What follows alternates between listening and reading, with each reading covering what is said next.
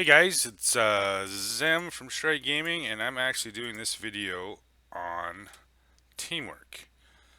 I know, right? It's World of Tanks. What is that?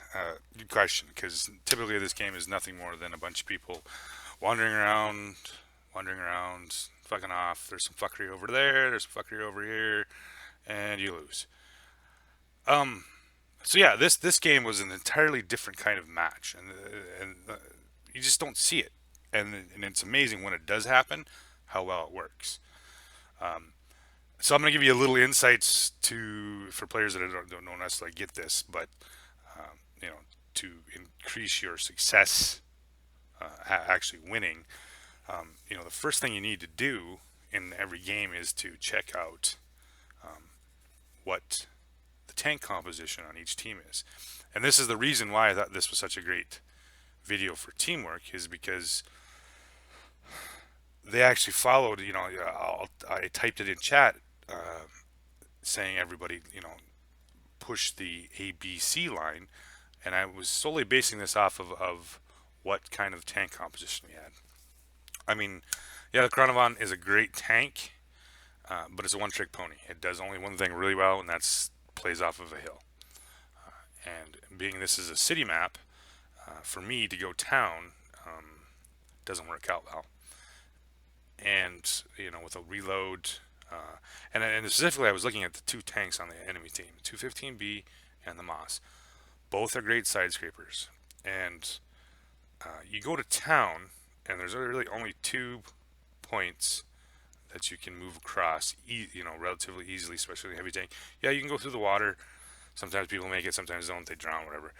But for me, to make across those two bridges and to actually push, I'm going to be pushing into an FV 215B and a Moss, which is just fucking suicide. So why do it? And not only that, we're sitting with, they have two STIs, two great, two more really pretty good side scrapers, KV4s. So they have a pretty strong heavy team. So simply going to town and throwing away your tank in an attempt to brawl, fight with that kind of shit, I said in chat, I said, all right, everybody go ABC and, push it. And then we'll see what we can do. And my thinking is that, hey, you know what? Let's let them come out of town so we have a chance. Which is interesting because this is a pubby game, right? So there's not often times when you stay out of town, push the other flank, you get a lot of essentially fuck off. What the fuck are you doing? Don't tell me how to drive my tank. Don't tell me how to play this tank. I do what I want. Blah blah blah.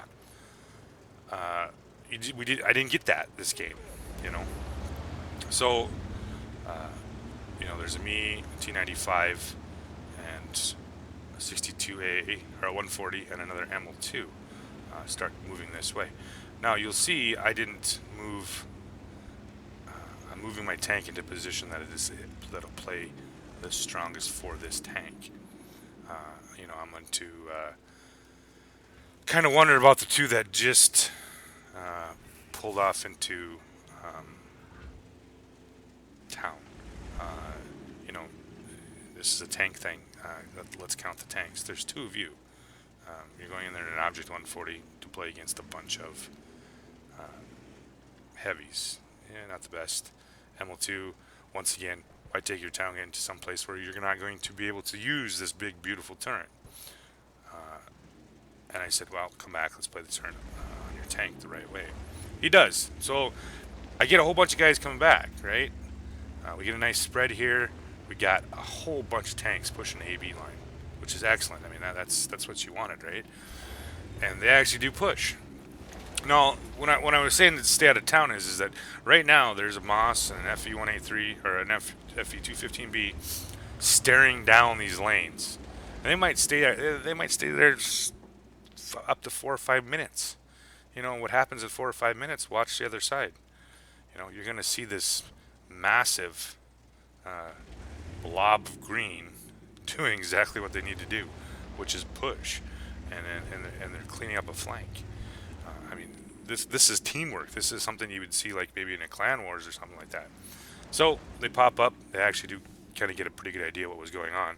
So they moved up a little quicker up this way. Hang out a little too long. Take a shot from the STI. I back off. T95 is with me, so I do have some chance here of actually having some decent cover. FV, I'm not sure what he's up to. Yeah.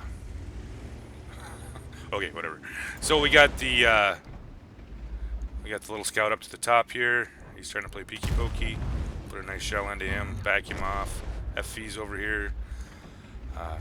And as you notice, you know, we got 2, 4, 6, 8 tanks hanging out right here, and that's a lot of tanks.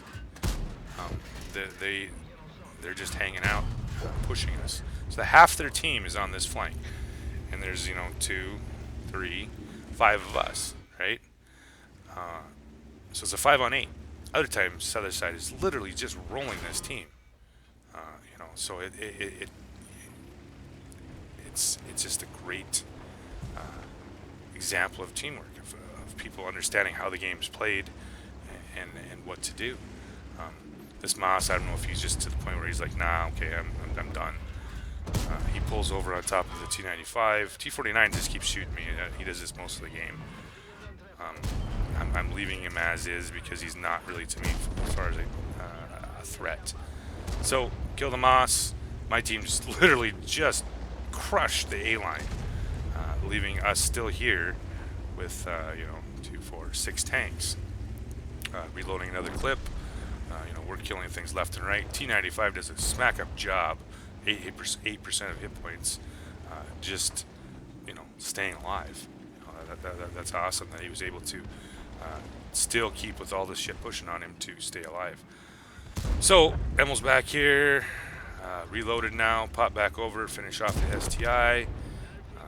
I'm up to 3,600 damage.